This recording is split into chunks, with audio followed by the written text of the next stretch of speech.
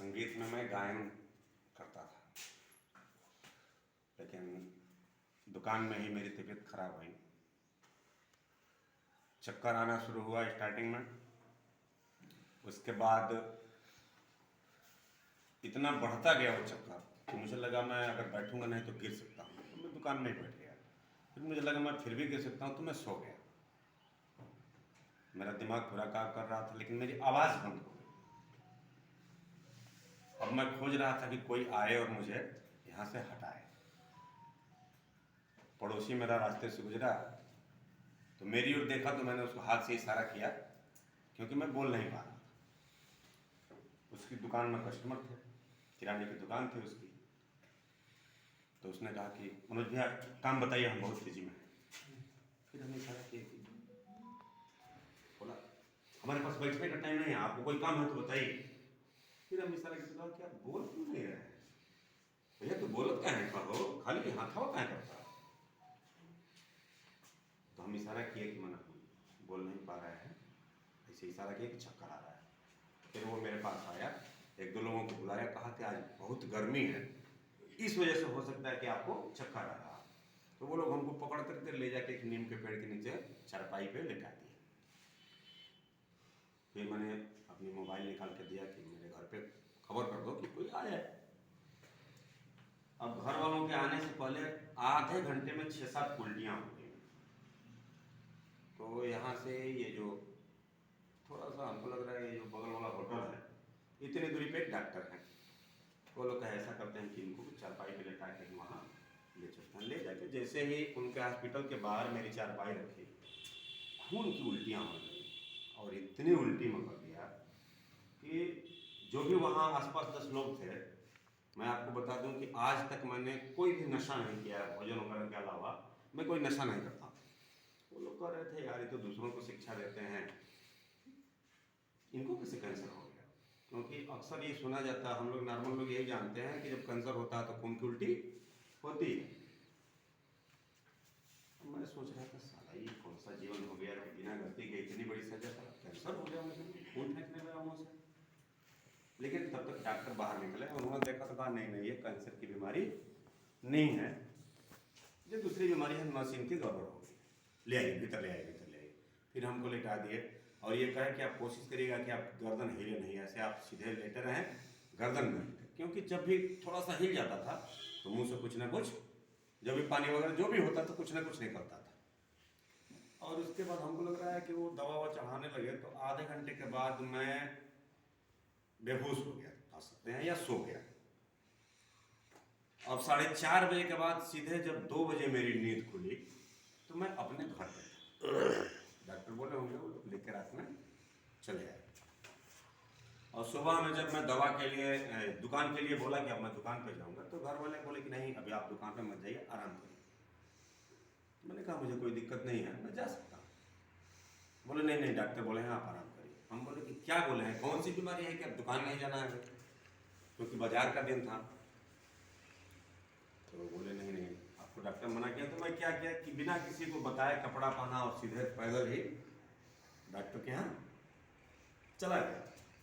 जाकर उनसे मिला तो बोला कि ऐसा है वैसा है, कि अब आप ये भूल जाइए कि आप दुकान चलाएंगे, दुकान पे आप अपने भाई हुई किसी को आप जिम्मेदारी दीजिए, अब आप काम मत करिएगा, काम करेंगे तो दिक्कत आ जाएगी। हम बोले कितने दिन, तो बोले आप कभी काम नहीं कर पाएंगे। उनकी ये कौन सी बीमारी है कि हम कभी काम नहीं कर पाएंगे, अभी तो हमारी ऐसी उम्र नहीं है कि हम अभी काम न करें तो हमारा काम चले। कैसे चलेगा आप बताइए, चलेगा नहीं। तो उन्होंने कहा कि देखिए अगर आप 1 किलोमीटर बाइक चला देंगे तो आपको लकवा मार देगा, अगर आप 2 किलो वजन उठा देंगे तो आपको लकवा मार देगा, अगर आप तकिया लगाएंगे तो आपको दिक्कत आ जाएगी। अगर ये सारी चीजें, मतलब बहुत अजीब लग रहा था। लेकिन एक बात उन्होंने ऐसी कही कि जो मुझे बर्दाश्त ही नहीं हुआ। उन्होंने कहा कि अगर आप रात में सोएंगे तो आप सीधा ही सोइएगा, जैसे सुला के आपको मैं पानी चढ़ा रहा था वैसे सोइएगा, क्योंकि अगर आप करवट बदलेंगे, तिरछे होंगे ऐसे, तो भी आपको लकवा मार सकता है। अब समझ ये बात तो मुझे बर्दाश्त। जब लकवा की बात आई तो मेरे दिमाग में एक बात आई, मैंने कहा यार जब हम लोगों की तरफ किसी को लकवा मारता है तो हमारे यहाँ के लोग कुंडेसर लेके आते हैं, गाजीपुर में कुंडेसर एक राय साहब हैं, उनके यहाँ लेकर के आते हैं। हमने कहा चलो लखवा मारेगा तो लोग जाते हैं तो हम पहले ही चले जाते हैं, उनके पास कोई इलाज होगा वो दवा दे देंगे, लखवा नहीं मारेगा। तो अब चूंकि बाइक मना हो गया था, मेरे पास बाइक ही है, तो अब मैंने भाड़े पे चार पहिया किया और वहाँ गया। तो हमारे एक मित्र हैं वहाँ जो अब तो मर गए हैं, जो पुराने डॉक्टर साहब थे, होम्योपैथ के, कुंवर जी कहे जाते थे, उस टाइम अभी थे, मैंने 2013 की ये बात है। कुंवर जी थे, लेकिन कुंवर जी बैठना बंद कर दिए थे, अपने किसी रिलेटिव को बैठा था, उनका शायद दामाद हुई है। तो हमारे एक मित्र वहाँ हैं, हमने उनको फ़ोन किया, मित्रेश गिरी हैं, कि मित्रेश बाबा ऐसी ऐसी बात है, तो हम उन्हीं को दिखाना चाहते हैं। तो भैया आए, क्योंकि वो लोकल हैं वहाँ के, आई हम घर ले चलता नहीं, घर चल के दिखा दीजिए हो जी। हम लोग गए घर पे, कुंवर जी बड़ा बढ़िया व्यवहार किए, नाश्ता पानी कराए, सारी बात सुने। उन्होंने कहा कि हम दवाई मित्रेश लिख देता नहीं, 15 दिन बाद बोल दिया फिर यहाँ के आए। तो हम पूछे कि डॉक्टर साहब हमको ये बताएं कि हम कितना दिन में ठीक हो जाए, काम कर लाए, क्योंकि हमारा डॉक्टर बोल दिया था गांव वाला कि आप कभी ठीक नहीं होंगे। तो हमने कहा पहला प्रश्न तो हमको यही करना है। तो उन्होंने कहा देखिए अगर ईमानदारी से हम सही आपको बताएं तो आप ठीक तो कभी नहीं होंगे, ठीक कभी नहीं होंगे। अब 15 दिन पर आएंगे तो जो आज 2000 रुपया गाड़ी वाले को देंगे, तो इससे अच्छा तो हमारा गांव वाला ये है, जब ठीक ही नहीं होंगे तो साला उसी की दवाई खाएंगे, रहने दीजिए। तो हम दवाई नहीं ली, हम कहे नहीं, चलिए फिर बाद में देखेंगे। हम चले गए, फिर घर पे तैयारी करके कुछ दिन बाद हम लोग BHU चले गए। हम कहे चलो पहले जांच कराते हैं, ये लोग लोकल हैं, BHU बड़ा हॉस्पिटल है, बड़े बड़े डॉक्टर हैं, वहाँ दिखाया गया। वहाँ सब जांच वाँच करने के बाद भी अंतिम रिजल्ट वहाँ भी यही निकला कि आप ठीक कभी नहीं होंगे। हम बहुत परेशान हुए, कौन सी बीमारी है भाई की ठीक नहीं होंगे। फिर एम्स चले गए हम लोग। पहले हम लोग गए, ये बहादुरगंज है ना, बहादुरगंज में एक एम्स के डॉक्टर हैं, उनसे मिले। फिर हम लोग दिल्ली चले गए, 3 दिन वहाँ जांच हुआ। और वहाँ जांच करने के बाद फिर जब वहाँ भी डॉक्टर ने कह दिया तो हम गए, हम मिडिल क्लास वाले हैं, हमारी इतनी औकात नहीं है कि हम अमेरिका और लंदन अपनी दवाई के लिए जाएंगे, सच्चाई है। हमने कहा चलो जाने दो, अब जितने दिन की ज़िंदगी होगी अब चलेंगे, वही गांव वाले की दवाई खाएंगे, पड़े रहेंगे। लेकिन उसमें हुआ क्या था कि जितना परहेज वो लोग बता रहे थे, अब इतना समझिए कि हम इधर खड़े हैं और आप हमको बात करनी है उपदेश सर से, तो हम ऐसे नहीं बात कर सकते थे, हमको पूरा शरीर घुमाना पड़ता था, तब हम गर्दन कभी नीचे नहीं कर सकते। हम अगर बैठते थे तो जैसे हम यहाँ ये बैठे हैं ना, हम इस तरीके से आराम से नहीं बैठ सकते थे, हमको बड़ा ऐसे टाइट, इतना कोई कंटिन्यूअस इतना टाइट बैठ सकता है क्या? नहीं बैठेगा, एकदम टाइट कैसे बैठेगा? सोने में आप कैसे सोना? तो पूरा परहेज नहीं कर पाने की वजह से धीरे धीरे मेरे पीठ में दर्द होना शुरू हो गया था, हाथ में दर्द होना शुरू हो गया था। वो यही कहे थे कि जब ये पीठ से अब नीचे उतरने लगेगा कमर की ओर ना, तब लकवा मर जाएगा। मेरा हाथ यहाँ तक आता था, इससे ऊपर नहीं जाता था। अब परेशानी शुरू हुई, लेकिन इसी बीच में आप लोग भी जानते होंगे मिस्टर समीर दासरवार जो महाराष्ट्र के हैं, हाँ, तो ग्रीन प्लेनेट के ही एक आदमी ने मुझसे कहा कि सर हमारे महाराष्ट्र के एक हैं, वो बड़े अच्छे जानकार हैं और वो कई सारे लोगों को ठीक कर दिए हैं इस तरीके की बीमारी में। वो इसलिए कहे क्योंकि मैं जानता था कि ये डॉक्टर नहीं है। जैसे आप लोग भी कभी कभी देखते होंगे अपने गांव के अपने किसी परिचित आदमी को अगर आप बोलेंगे कि मैं ठीक कर दूंगा, वो जानता है कि आपको डॉक्टर है ही नहीं, तो आप कैसे ठीक कर देंगे? तो उन्होंने दूर का ढोल सुहावन, उन्होंने कहा कि महाराष्ट्र के एक साइंटिस्ट हैं, वो कई सारे लोगों को इस तरीके की बीमारी में ठीक कर दिए हैं, आप उनसे बात करिए। तो हम क्या बात करा,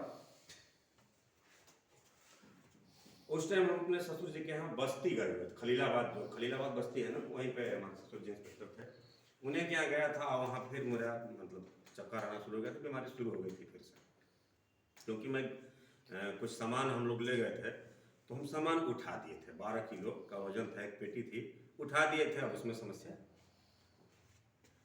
उनसे बात कराए ना तो उन्होंने कहा कि अरे कैसी बात करते हैं, आप ठीक हो जाएंगे, 2.5 से 3 महीने में आप ठीक हो जाएंगे। हम कैसे ठीक हो जाएंगे? बोले आप आयुर्वेद में बहुत शक्ति है, आप आयुर्वेद की दवाई खाइए, ठीक हो जाएंगे। हम कहे महाराज दिल्ली और बीएचयू के डॉक्टर बोल रहे हैं कि कभी ठीक नहीं होंगे, आप 2.5-3 महीने में कैसे ठीक कर देंगे? हमको समीर सर की एक बात बड़ी अच्छी लगी, उन्होंने बड़े कॉन्फिडेंस से कहा, डॉक्टर भगवान है क्या? जो रिसर्च कर साइंटिस्ट देते हैं वही तो डॉक्टर लिखते हैं, और आयुर्वेद की दवाई का उनको ज्ञान नहीं होगा। ये आयुर्वेद की दवाई है, आयुर्वेद आपको पुनर्जीवन दे देगा। तो हमारे दिमाग में एक बात है कि साला अभी तक तो जितने लोग हैं सब लोग यही कह रहे हैं कि आप ठीक कभी नहीं होंगे। एक तो बोल रहा है कि आप ठीक हो जाएंगे। उन्होंने कहा आप बताइए कि हमारा खर्चा कितना आएगा 3 महीने का। तो उन्होंने जो खर्चा बताया, हम इतना खर्चा कर चुके थे दौड़ने में कि हमको लगा कि कह रहे हैं कि फ्री में ठीक हो जाएगा। उन्होंने कहा 10 से 12 हजार रुपए में सर आप ठीक हो जाएंगे। तो हम कहे जहाँ लाखों लाख खर्च हो चुका है वहाँ 10-12 हजार और सही, जीवन का मामला है, अगर बाइक में काम कर गया तो ठीक है, नहीं तो बाकी जैसे चल रहा है चल ही रहा है। हमने कहा 1 महीने की दवाई सर कितने में मिल जाएगी, आप बताइए, हम आपके अकाउंट पर पैसा ट्रांसफर करते हैं, एड्रेस भेजते हैं, आप भेज दीजिए। बोले नहीं नहीं, हमारे यहाँ आने के लिए हम दवाई थोड़े बेचते हैं, ये दवाई तो आपके गाजीपुर में भी मिल जाएगी, ठीक ना। तो दवाई हम मंगवाए, उस टाइम सुहवल में दवाई मिलती थी। हाँ, 1 महीने की दवाई हम मंगवाए। तो 1 महीने में जो मेरा हाथ यहाँ से ऊपर नहीं उठता था, वो हाथ मेरा ऊपर जाने लगा, ये दर्द खत्म हो गया और पीठ का दर्द खत्म हो गया। हमने कहा यार दवाई तो अच्छी है, और देखा जाए 2 महीने की और दवाई मंगा ली। अब 2 महीने की और दवाई मंगा लिए तो हमको 2.5-3 महीने का था, तो 2.5 महीना बाद मेरे शरीर में कोई दिक्कत नहीं थी। तो हमने उनको फोन किया कि सर हमको तो कोई दिक्कत नहीं है और दवाई मेरी 15 दिन की भी बची हुई है, तो हम क्या करें? बोले खा लीजिए, कोई दिक्कत नहीं है। हम दवाई खा गए। 2014 की ये बात है, 9 साल लगभग होने जा रहा है। और हमको लगता है कि 100-150 किलोमीटर भी जरूरत होती तो बाइक से हम लोग चले जाते हैं, और अभी जरूरत पड़ेगी तो इसमें से किसी भी आदमी को मैं उठा सकता हूँ। जहाँ 2 किलो भी वजन नहीं उठा। एक छोटा सा, जैसे आपने बताया तो थोड़ा सा कहने का आपका अंदाज ऐसा था कि हंसी आ गई, जो इन्होंने कहा कि भैंस की तरह दूध देने लगी वो औरत। देखिए एक घटना मेरे साथ भी ऐसी है। एक गवर्नमेंट जॉब में आदमी